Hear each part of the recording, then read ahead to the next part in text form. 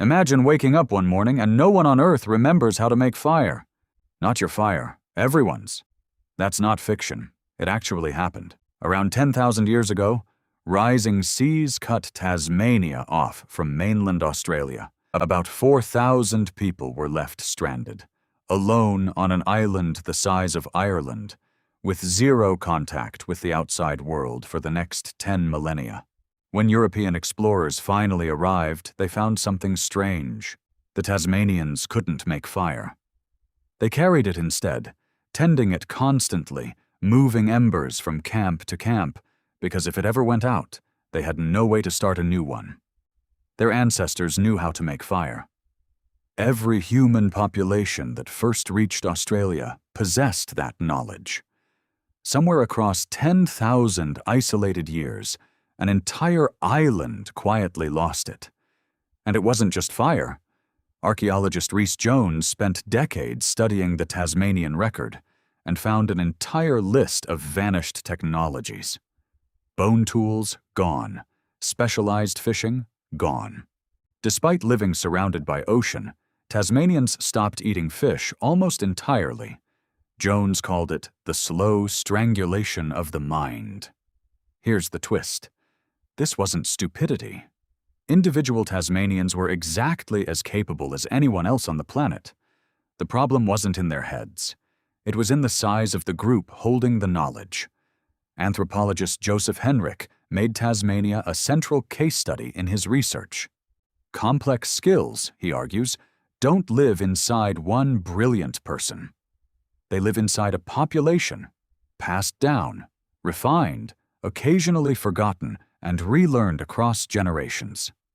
A skill survives because enough people know it that one person's mistake doesn't erase it completely.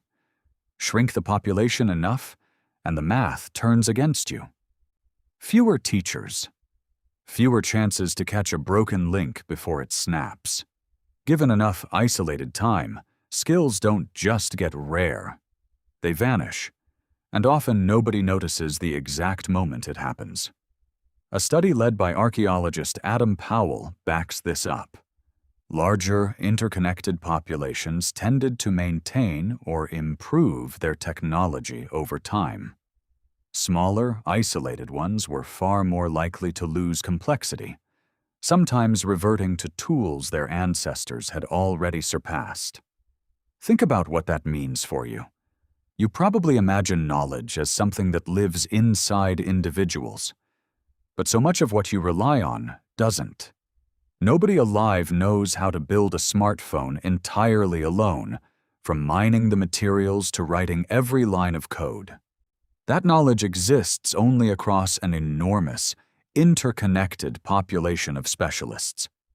You're standing on the same fragile scaffolding the Tasmanians once stood on, just at a much larger scale. Here's what should unsettle you a little more.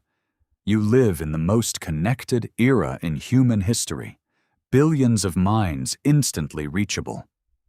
And yet the same underlying risk still exists, just wearing a friendlier disguise.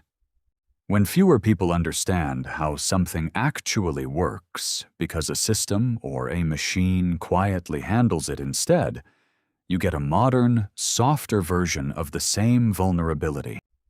How many phone numbers do you actually remember anymore? How many routes could you navigate without turn-by-turn directions? None of this is a crisis, but it's the exact same mechanism Rhys Jones documented on that island. Skills that aren't actively practiced by enough people quietly evaporate.